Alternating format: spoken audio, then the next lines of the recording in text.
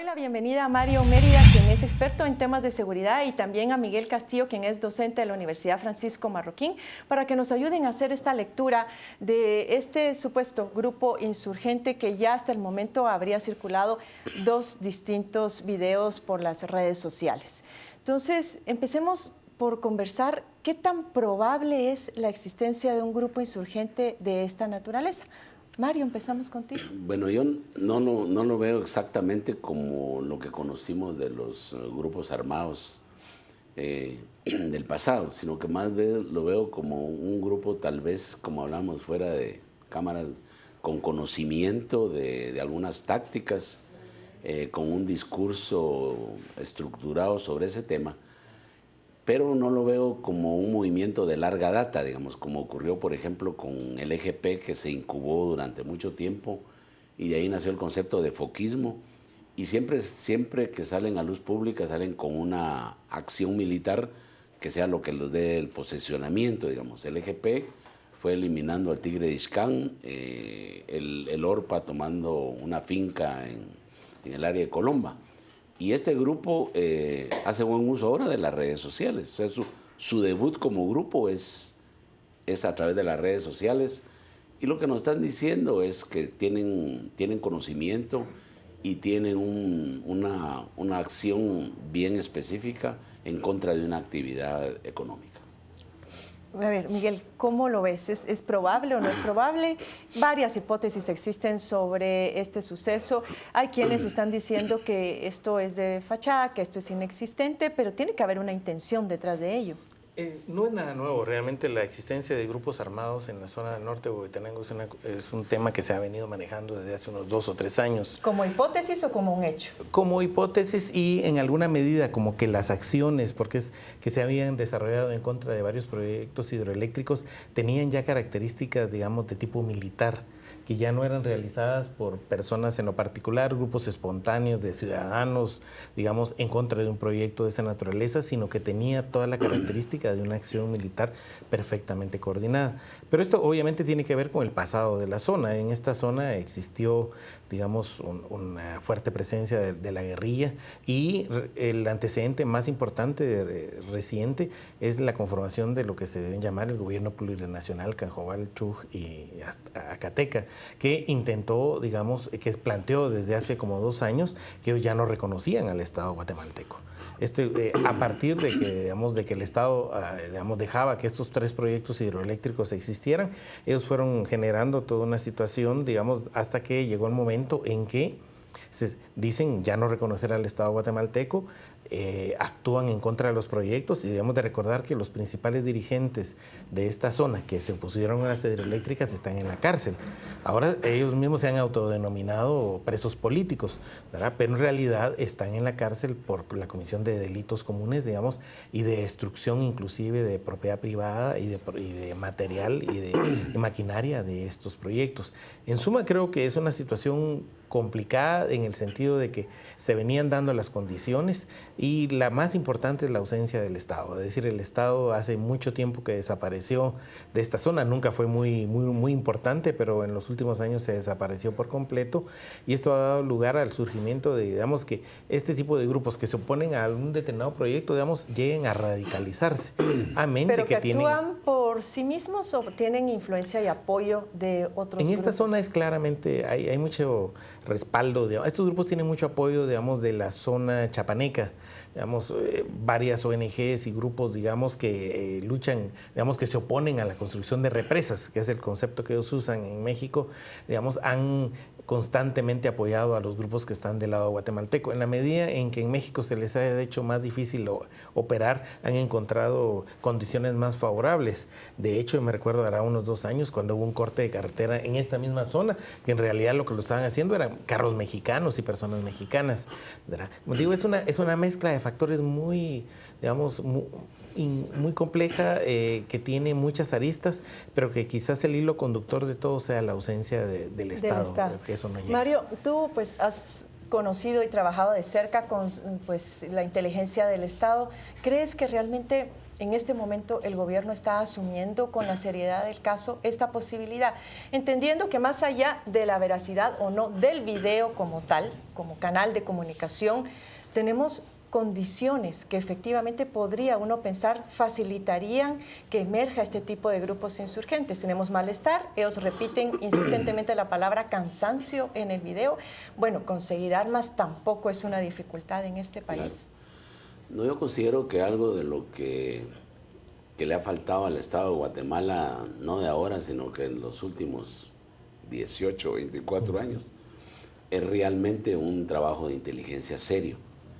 Y por eso es importante recurrir a que existen instrumentos. Hoy está la Ley Marco del Sistema Nacional de Seguridad, que establece en uno de sus artículos, en el 24, si no me equivoco, que hay que formar una comunidad de inteligencia, de tal manera que trabaje articuladamente la CICIG, la DIGICI e inteligencia militar, sin desestimar los famosos focus group, por ejemplo, tanques de pensamiento, porque al final al presidente lo que le dan como producto es precisamente el poder nacional. Antes el análisis del poder nacional era para enfrentar las amenazas que representaban los países vecinos.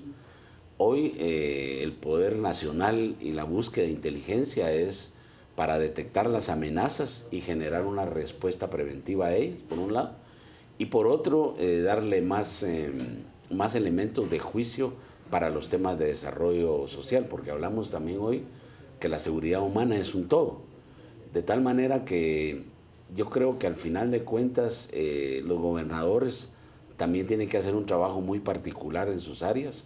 Con el apoyo institucional. Con el apoyo también institucional. En algunos lugares de eso hay lo que se llaman fiscales itinerantes, como dice el profesor, que no están de tiempo completo, sino que atienden parcialmente algunas cosas. Y son áreas que están abandonadas, que permiten, digamos, el cultivo y la incubación de estos grupos. ¿Se ha pronunciado el Ministerio de Gobernación hasta el momento sobre este caso? No, yo creo que ellos la última nota que oí de Huehuetenango es que andaban tras una banda de robamotos, ¿verdad? Pero sí hay un mensaje de la Embajada de Estados Unidos alertando a sus ciudadanos de no viajar por esas áreas. Pero hoy desde el gobierno, digamos, no tenemos una información que nos diga, miren, es un caso que está bien delimitado y se va a atender, porque si el problema es el tema de las hidroeléctricas, es un problema que le corresponde al gobernador directamente tratarlo y llevarlo al Ejecutivo posteriormente. Ahora bien, Miguel, la hidroeléctrica a la cual ellos se oponen en este momento, pues tengo entendido, y tú nos mencionabas antes de entrar acá al set, que habían 3 proyectos y que este todavía está por lo menos en intención de ser desarrollado. Ahora, ¿podríamos pensar que este grupo realmente únicamente se opone a esta hidroeléctrica o podría ser la intención otra? Por ejemplo, que más allá de que estuviera siendo apoyado por estos grupos mexicanos que tú mencionabas hace un momento, también pudieran ser instrumentalizados por el narcotráfico, eventualmente, si es que la construcción de esa hidroeléctrica afectara intereses directos de ellos? Sí, muchas veces digamos, hay casos como San Pablo, San Marcos y Teculután, en Zacapa, en los cuales, digamos, proyectos hidroeléctricos lamentablemente se están construyendo en áreas en las cuales los narcotraficantes tienen intereses. En esta zona creo que también puede darse un poco de esa situación, debido a que, digamos, son zonas que por la ausencia de Estado, ausencia de fuerza pública, digamos, son fáciles para el trasiego, digamos, son permeables sí se pueden utilizar. Digamos, en esta zona, digamos, hay 3 proyectos, 2 de ellos que no están siendo construidos. Este es el único, el de PDH, el que está avanzando. Y se está desarrollando, digamos, en una etapa muy primaria, pero sí, quizás le queda a uno la impresión de que es más bien un pretexto frente a una situación más complicada, digamos, o hay otros intereses que están en estos temas. Quizás lo más importante es reconocer que lamentablemente 20 años después de haber firmado la paz, digamos, hay muchos aspectos del conflicto armado, es una etapa no cerrada en la vida del país. Porque realmente el mensaje de estos grupos es más ideológico más en contra de un modelo económico como tal que en sí ante un proyecto específico de hidroeléctrica. Digamos, es una cuestión, digamos, de los resabios del conflicto que no se pudieron terminar, son temas que quedaron pendientes, grupos que se sienten excluidos, digamos, luego del conflicto armado, es decir, que no obtuvieron, digamos, que siguieron en las mismas condiciones sociales, porque que realmente no han sido escuchados aquí ni hay respetados en esta zona hay una derechos. pobreza increíble, digamos, en el norte de Huehuetenango es mucha pobreza. Entonces, digamos, son todos esos desajustes que quedaron del conflicto armado, agravado con una situación social que en el país claramente se deteriora más y más. En suma, es decir, era predecible que una situación de este tipo se volviera a dar en el país, digamos, más allá de si realmente son un grupo armado como tal, sino que realmente era predecible que este tipo de acciones violentas, digamos así, que grupos, digamos, desafectos al Estado, digamos, pero ya en una forma violenta, aparecieran. Que no encuentren otra vía más que la de las armas consideran para que esto es escuchar. decir, si te das cuenta, digamos, problemática social, una ideología muy marcada todavía, falta de información, un Estado que no aparece y cuando aparece a veces es más estorbo que beneficio. Claro. Entonces es una situación bien complicada, pero yo lo que llamaría es que realmente lo que sucede en el norte de Huehuetenango, es decir, ejemplifica muy bien lo que está sucediendo quizás en otra dimensión, en otras zonas del país. La ausencia del Estado nos está llevando a esta situación de una ingobernabilidad total, digamos, que hace imposible realmente la convivencia, porque acá, digamos, en la zona del norte de Huehuetenango, el uso de las armas y la violencia, e incluso de los que están a favor, los que están en contra de un determinado proyecto, es una moneda corriente, ¿no?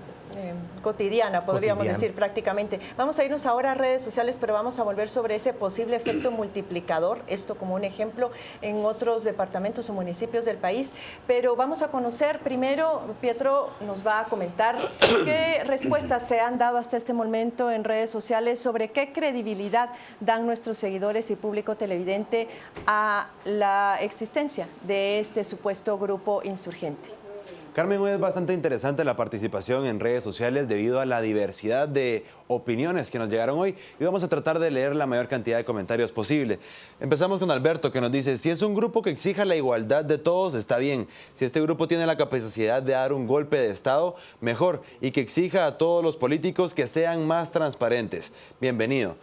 Luego Jorge nos comentó: es probable, si el gobierno no hace nada, hay que hacer algo por sí mismos. Y si no cuidan ellos el área donde viven, nadie lo hará. Por su parte, Jairon nos comentó: ninguna. Es un invento de los militares para justificar la militarización de la zona norte de Huehuetenango, donde las personas han manifestado su rechazo a proyectos mineros e hidroeléctricos. Esos juegos sucios y viejos ya no se los creemos, señores. En el norte de Huehue no hay ni para comer, mucho menos para financiar un grupo armado. Mario nos comentó: esta misma pregunta nos la hicimos en noviembre de 1960 con el manifiesto de Turcios Lima y John Sosa. Otro comentario es el de Sandy, que nos dice: estos daños a la naturaleza han sido reportados muchas veces, sin embargo no se les presta atención. ¿Qué esperaban? ¿Que los campesinos se quedaran sentados viendo cómo destruyen la tierra? Y finalizamos con el de Dan, que nos dice: considero que podrían ser otra cortina de humo para distraernos de los temas de corrupción del gobierno actual. Lamentablemente esto sigue y seguirá siendo la vieja política. Carmen, estos son parte de los comentarios que nos han llegado al momento y como te comentaba, es bastante diversa la cantidad de comentarios y opiniones. Ahora continuamos con ustedes. Interesantísimos comentarios, gracias a quienes han participado y compartido con nosotros esta mañana. Se ha tomado usted el tiempo, valiosísimos, mucho que decir. Pero me llama la atención, Mario, ¿tú qué responderías a esta otra hipótesis de que sería una justificación o un pretexto para que se tome el control militar de esa zona? Bueno, yo considero que no tiene mucho fundamento el tema, porque el Estado en su conjunto y el Ejecutivo como tal, pues tiene la capacidad de disponer sin crear una razón de dónde ubica los dispositivos, tanto militares como de la fuerza civil.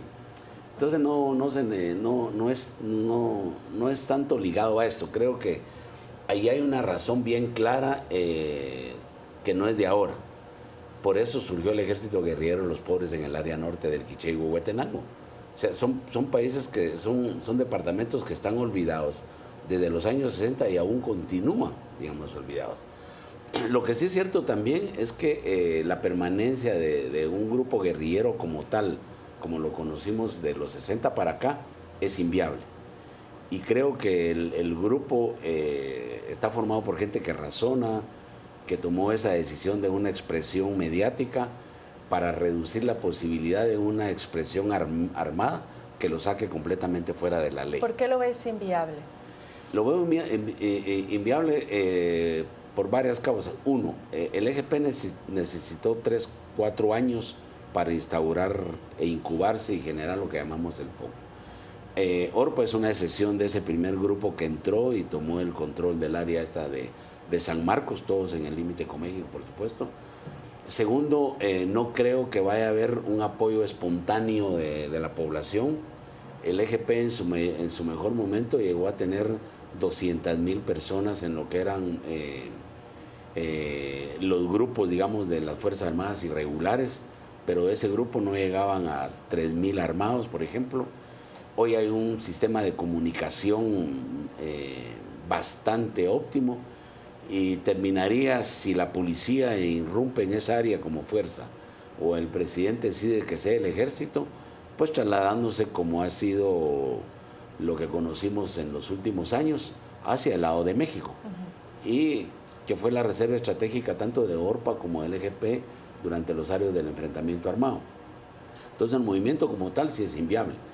Y por eso creo que escogieron el tema mediático para reducir la posibilidad de una acción armada que los ponga completamente fuera de la ley. Miguel, ¿cómo lo ve? ¿Realmente lo ve como inviable? ¿Se necesita organización? Bien se mencionaba, apoyo social. Recursos, que era lo que se mencionaba también en uno de los tweets que acabamos de leer. Hay condiciones. Lo más importante de decir es que hay condiciones, digamos, la situación social, la falta de Estado, la falta de acuerdos respecto a temas como este y la falta también de legislación, inclusive en temas como consultas y la toma de decisiones respecto a estos proyectos, digamos, como las hidroeléctricas, creo que en su conjunto son las condiciones que permiten el aparecimiento de eso. Es decir, son esas causas, digamos, que generan tensión, que generan frustración, las que debería de atenderse en el corto plazo. Es decir, pueden haber criterios encontrados respecto a un proyecto como una hidroeléctrica, pero lo importante es que existe el mecanismo por el cual las poblaciones pueden plantear sus puntos de vista, todos los sectores, y tratar de encontrar un acuerdo. Hasta hoy lo que ha prevalecido es lo que divide y nunca se ha buscado la manera en que sea realmente algo común, algo que sirva a todos, lo que pueda, alrededor de lo cual se puedan reunir los diferentes sectores interesados y tomar decisiones. Insisto, ¿hay peligro hasta hoy, de que esto pudiera reproducirse o servir como un ejemplo a otros lugares que padecen las mismas condiciones? Sí, yo creo que sí. Hay condiciones en otros lugares del país donde la situación es complicada, digamos, por temas de diverso tipo, digamos, especialmente la pobreza. La pobreza sí sigue creciendo en numerosas zonas del país, la falta de oportunidades. Esta forma de poder reivindicar sus como vemos, derechos. es realmente lo que estamos viendo en estas imágenes y en los videos de estos grupos son gente nueva, es decir, realmente no son excombatientes ni mucho menos, sino son nuevas generaciones de guatemaltecos frustrados, digamos, que encuentran condiciones para poderse expresar, pero que obviamente, digamos, sí genera tensión, digamos, y creo que no es la vía adecuada para poder solucionar los problemas. Y ya para cerrar, porque se me terminó el tiempo, Mario, se está nuevamente proponiendo el mecanismo del diálogo para poder solventar estas situaciones. La gente ya ve pues con muchas dudas y es muy reticente a utilizar una vía de diálogo que muchas veces se ha utilizado como estrategia dilatoria. ¿Será que ese mensaje puede pegar para disuadir este tipo de intenciones y acciones? No, yo considero que el tema del diálogo y las mesas técnicas ya es un tema agotado, Carmen. Yo creo que el gobierno tiene que innovar procedimientos de intervención en este caso. Los gobernadores departamentales siguen siendo determinantes. Lo que suele suceder es que no tienen el perfil realmente para atender un gobierno local como debería ser, por supuesto.